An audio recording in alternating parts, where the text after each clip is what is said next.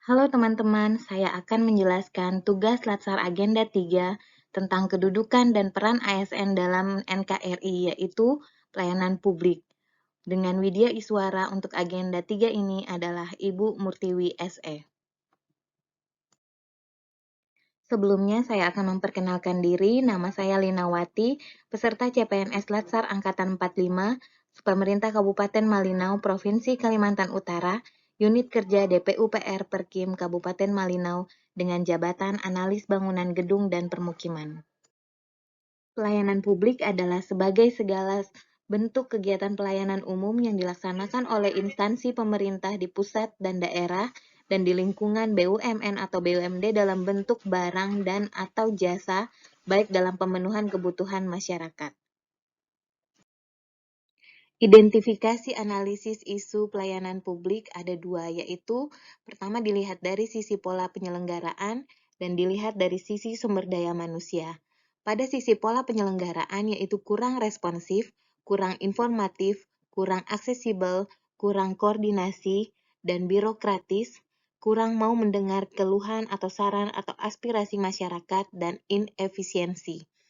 Yang dari segi sumber daya manusia yaitu kurangnya profesionalisme, kurangnya kompetensi, dan kurangnya empati dan kurangnya etika.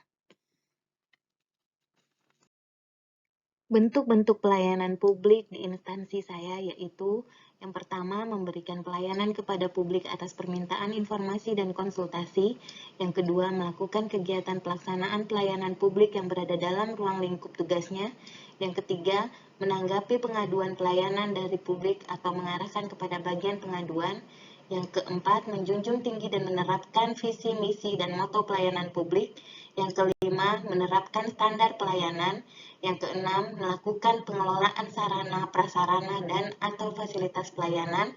Yang ketujuh, melaporkan tugas dan kemajuan yang telah dilaksanakan kepada pimpinan tugas secara periodik. Contoh pelayanan publik yang baik adalah partisipatif, transparan, responsif, tidak diskriminatif, mudah dan murah, efektif dan efisien, aksesibel, akuntabel, dan berkeadilan. Selanjutnya, contoh pelayanan publik yang buruk yaitu 1. Memandang seluruh jabatan ataupun bagian kerja adalah sebuah rutinitas.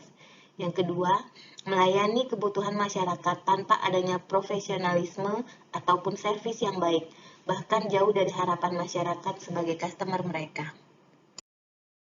Contoh penerapan pelayanan publik yaitu 1. Memberikan pelayanan yang ramah, sopan, dan sesuai prosedur. 2. Memberikan kemudahan pengurusan bagi yang berkepentingan termasuk prosedur yang sederhana. 3. Memberikan pelayanan yang sama tanpa membeda-bedakan suku, ras, dan agama. 4. Melayani dengan jujur dan transparan atau terus terang. Yang kelima, bersedia mendengarkan keluhan masyarakat. Yang keenam, mengutamakan kepentingan masyarakat dibandingkan kepentingan pribadi. Tipe-tipe pelanggan. Yang pertama, tipe pelanggan pendiam. Biasanya tidak banyak bicara. Jika tidak mendapatkan pancingan dari lawan bicaranya, maka mereka tidak akan berbicara. Yang kedua, tipe pelanggan cerewet. Biasanya tipe ini sangat aktif berbicara, mudah akrab, dan mudah diajak bicara. Yang ketiga, tipe arogan.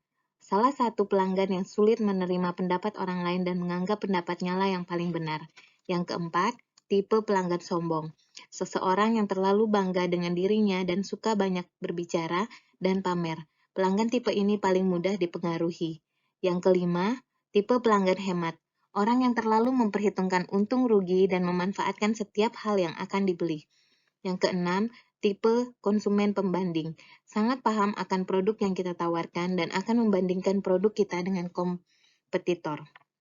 Beberapa praktik etiket dalam pelayanan publik yaitu yang pertama, etiket dalam menyampaikan salam, yang kedua, etiket dalam berjabat tangan, yang ketiga, etiket dalam menerima tamu, yang keempat, etiket dalam bertamu atau menerima tamu, yang kelima, etiket dalam menangani keluhan pelanggan. Tanggapan saya tentang lembar tugas ini, menurut saya lembar tugas ini sangat baik. Kolom yang disajikan juga sangat informatif sehingga orang yang membaca lembar tugas ini akan mudah memahami isi dari materi yang akan disajikan. Selain itu, gambar-gambar yang disajikan juga sangat kreatif sehingga menarik perhatian pembaca karena tampilannya yang unik dan tidak monoton. Demikianlah pemaparan saya. Terima kasih.